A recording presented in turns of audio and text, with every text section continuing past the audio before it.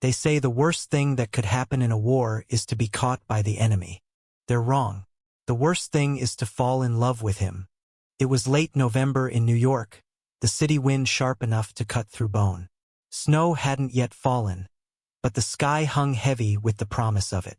The war between the East and West empires was everywhere, in the headlines, on the billboards, in the whispers of strangers on the subway. And yet, beneath all that noise, there was a quieter war raging in my chest. I was an Omega in hiding. Not because I was ashamed, God, no, but because being born into the West Empire while secretly working for the East was already a death sentence.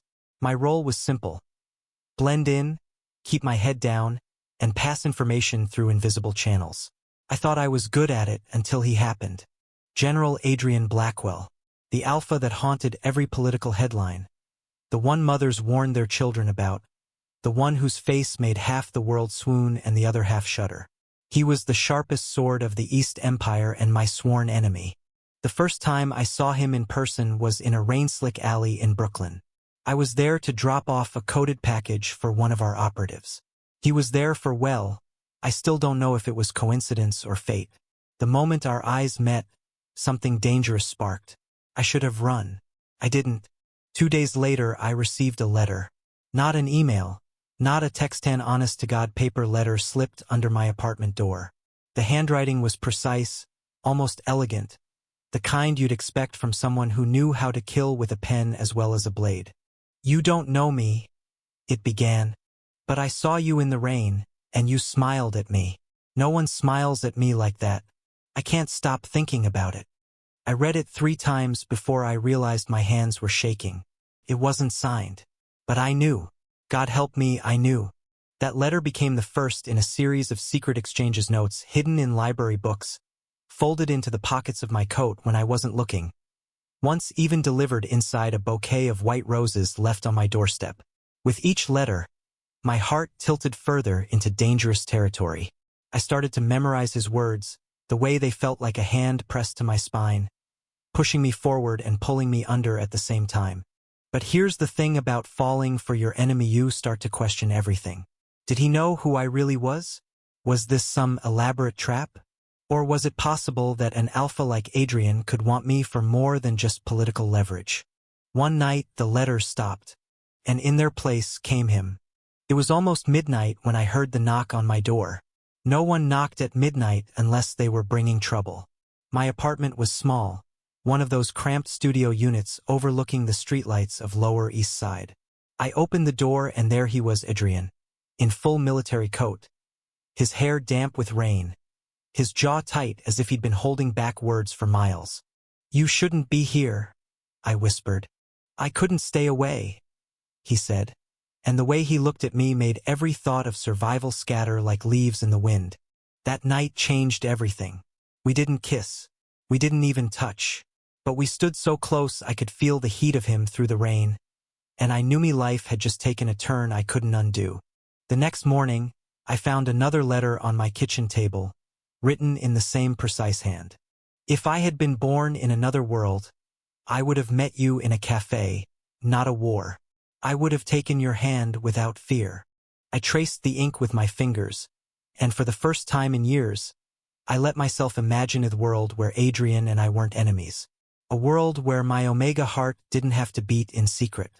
But reality has a way of crushing dreams. And mine was about to be tested in ways I couldn't yet imagine. That week, the war escalated. Borders closed, checkpoints tightened, and the newspapers screamed of impending attacks. I stopped receiving letters, and Adrian stopped appearing in the shadows of my life. It should have made things easier. Didn't. Every silence felt like a missing heartbeat. Then, on a freezing Thursday night, I was called in for an urgent mission: deliver a data drive to our West Empire command post in Manhattan. Simple enough, except for one problem. The only route open was through a security gate controlled by the East Empire military. I told myself it was just another job. I told myself I could keep my head down. I told myself I wouldn't see him. I lied. He was there, standing at the checkpoint in a long black coat, the storm winds cutting across his face. His eyes found mine instantly. The soldiers around him looked tense, ready for orders. My pulse roared in my ears. "Step aside, Omega." One of the guards barked, reaching for my bag, but Adrian's voice cut through the air like a blade. "He's with me." The guard froze, confusion flickering in his eyes. Adrian walked toward me, his boots hitting the wet asphalt with deliberate, controlled steps. He stopped inches from me, his gaze heavy with something I couldn't name: fear, maybe, or desperation. "You're in danger," he said low enough that only I could hear. "They're onto you." I swallowed hard. "Then arrest me.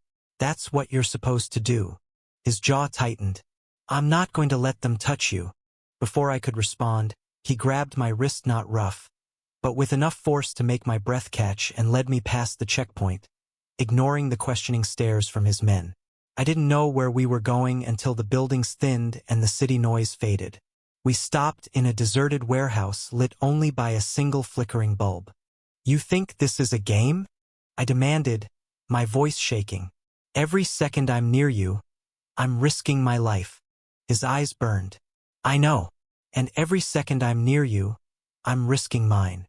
The truth hung between us, heavier than the cold. I didn't know who moved first. Maybe we both did, but suddenly his hands were on my face, his breath mingling with mine, and his lips crashed into me with all the urgency of a man who knew tomorrow might never come. It wasn't gentle.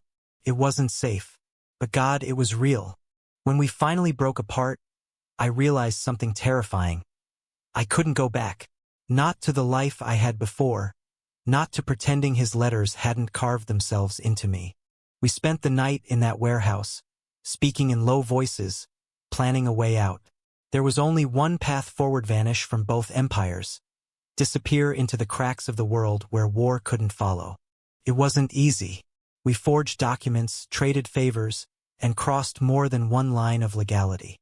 And on the morning of the first snowfall, we left New York behind. Months later, we were living in a small coastal town in Oregon, far from the maps of empire and enemy lines. I worked at a little bookstore that smelled of paper and salt air.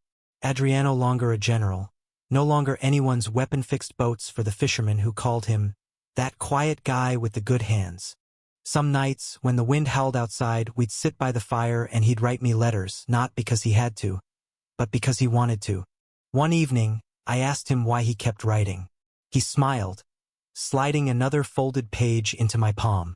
"Because," he said, "it's how I first touched your heart, and I never want to stop." I unfolded the letter. The ink was the same elegant hand from all those months ago.